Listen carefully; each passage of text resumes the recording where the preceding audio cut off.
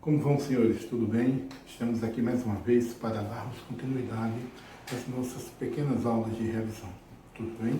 Vamos analisar o seguinte: nós vamos nos ater nesta aula em um aspecto do procedimento criminal, um ato processual conhecido como alegações finais. Nós sabemos que essas alegações finais, elas geralmente ocorrem, na verdade elas ocorrem dentro da audiência de instrução. Então o que eu fiz aqui? Tracei uma linha do tempo e tentei colocar os principais atos processuais que vão ocorrer dentro de uma audiência de instrução. Muito bem. O primeiro, ato processual. Ouve-se a vítima, se possível. Se a vítima morreu, a gente não tem como ouvi-la, não é verdade? Segundo ato, a oitiva das testemunhas de acusação. Primeiro a testemunha de acusação, e posteriormente ouve-se a testemunha de defesa. Ouvida a testemunha de acusação e ouvida a testemunha de defesa, vamos para aquele momento, aquele ato personalíssimo conhecido como interrogatório, em que o réu tem a possibilidade dele mesmo contar ao juiz, ao seu julgador, como os fatos ocorreram. Esse momento é o momento do interrogatório, cuja natureza jurídica dele é uma natureza jurídica mista. Tanto é meio de defesa, quanto é meio de acusação. Então, chegamos a um momento dentro da audiência de instrução que nós temos que fazer um arremate, fazer uma conclusão do que ocorreu durante todo o processo. É o momento das alegações finais. Perfeitamente. Essas alegações finais, elas são feitas oralmente. Elas são feitas por um período de 20 minutos, se não for possível terminar nos 20 minutos, prorrogáveis por mais 10 minutos. Muito bem. Primeiramente, as alegações finais, como todos os atos processuais, começam pela acusação.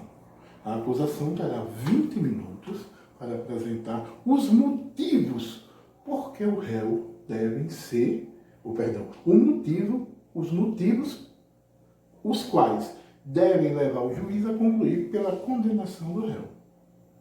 Posteriormente, a defesa, então, alegações finais da acusação e alegações finais da defesa. Para quê? Que levem o juiz a concluir que ou se deve absolver o réu, ou tem uma pena menor a ser aplicada, ou não foi ele que cometeu o crime. Ou se ele teve uma participação menor ou maior. Muito bem, senhores? Então, é neste momento em que as alegações finais, elas surgem dentro da audiência de instrução. Vamos lá. Tenha em mente as alegações finais, posteriormente ao interrogatório. Primeiramente, a acusação e posteriormente a defesa. Elas são feitas oralmente. 20 minutos para a acusação, prorrogáveis por mais 10, e 20 minutos para a defesa, prorrogáveis por mais 10. Posteriormente às alegações finais, nós vamos à sentença. O juiz proferirá a sentença em audiência. Ocorre, senhores, o seguinte, que dentro do procedimento comum ordinário, no seu artigo 403, parágrafo 3º, é previsto uma possibilidade dessas alegações finais serem apresentadas por escrito, por memoriais. Existe essa possibilidade.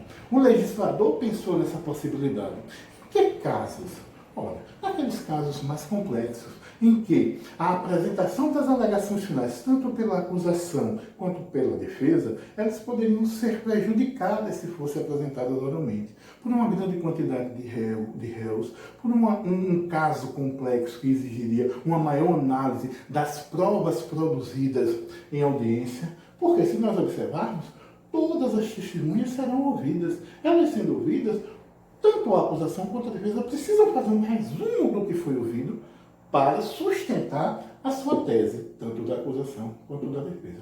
Então, no artigo 403, parágrafo 3º do Código de Processo Penal, é prevista a possibilidade das alegações finais por memoriais, em um prazo de 5 dias para a acusação, sucessivamente 5 dias para a defesa e um prazo, recebidas as alegações finais da defesa pelo juiz, um prazo de 10 dias para que o magistrado profira a sua sentença.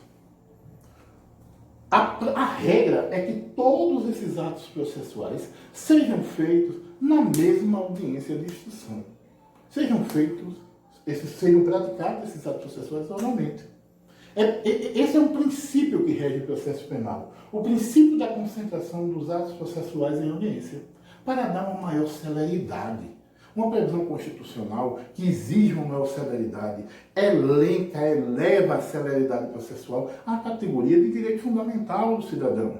No seu artigo 5º, inciso 78, a Constituição elenca isso.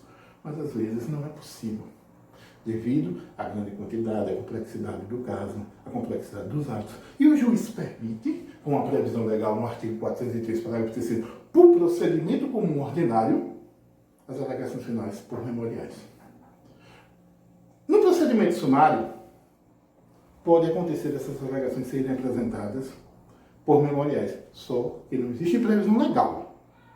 A doutrina a utiliza, há alegações finais por memoriais no procedimento comum sumário, mas não existe previsão legal. E no procedimento comum sumaríssimo é que não existe mesmo.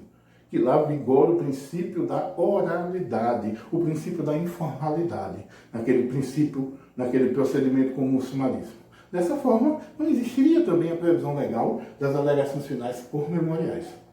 Então, naquele procedimento, não seria permitido as alegações finais por memoriais, no procedimento comum sumaríssimo. E no procedimento comum sumário não é previsto legalmente, mas é aceito pela doutrina a possibilidade da apresentação das alegações finais por memoriais.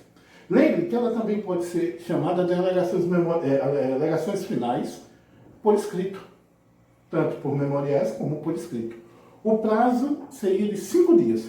Primeiro para a defesa e sucessivamente primeiro para a acusação e sucessivamente para a defesa. Logo ao receber, o juiz teria um prazo de 10 dias para proferir a sentença.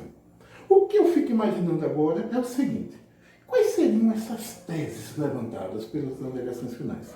Olha, senhores, nas alegações finais nós levantamos todas as teses possíveis, buscando ou a absolvição, ou a diminuição de pena, ou um excludente de ilicitude. Nós também poderíamos pedir uma extinção de causa de aumento. Então, senhores, eu elenquei aqui algumas das teses, como a inexistência do fato, que não existiriam provas suficientes de que o fato ocorreu, que o fato não é de infração penal, que não existia prova que o réu concorreu para o crime, que fatos que isentem o réu de pena, as nulidades processuais, o afastamento de qualificadoras e causas de aumento, a aplicação da pena no mínimo legal, é uma infinidade de situações que você pode e deve alegar nas alegações finais. Não esqueçam de, nas alegações finais, vocês também deixarem registrados, se forem importantes para o seu réu, partes dos testemunhos. Parte do que foi ouvido, tanto na testemunha de acusação quanto na testemunha de defesa. Porque na testemunha de acusação ele também pode lhe ajudar. O testemunho dele pode lhe ajudar, como a testemunha de defesa também. É importante esse momento das alegações finais. É o último ato antes da sentença. É a última oportunidade que você tem para falar em nível de primeiro grau, para que você apresente, num processo de conhecimento, é claro, para que você apresente as razões da defesa do seu cliente. Muito bem. Na prova da OAB, geralmente, o que cai para a gente, para o aluno que está sendo avaliado, são as alegações finais por memoriais. Logo, nós precisamos atentar ao prazo de 5 dias e o fundamento legal, que seria o artigo 403, parágrafo 3º do Código de Processo Penal. Sempre lembrando, apenas o procedimento comum ordinário prevê a possibilidade das alegações finais por memoriais. O procedimento comum sumário a utiliza, mas por questão de utilização da doutrina e não previsão legal. Não existe previsão legal para o procedimento comum sumário utilizar as alegações finais por memoriais ou por escrito. Outro detalhe importante, procedimento comum sumaríssimo não pode as alegações finais por memoriais. Tem que ser feito oralmente, num prazo de 20 minutos, prorrogados por 10 minutos. Por quê? Porque é necessária a regra fazer as alegações finais oralmente, pelo respeito ao princípio da concentração dos atos processuais em audiência. Então, não vamos perder a oportunidade de apresentar as razões de fato e de direito que levem à absolvição ou à diminuição de pena ou à nulidade, tudo que possa acrescentar à defesa do seu cliente. Diante disso, senhores, deixo registrado mais esse momento de revisão. Desejo a vocês que fiquem em casa, tomem cuidado com o coronavírus, que vocês precisam se cuidar, para que nós possamos voltar às aulas o mais breve possível. E qualquer dúvida, pergunta ao patriota.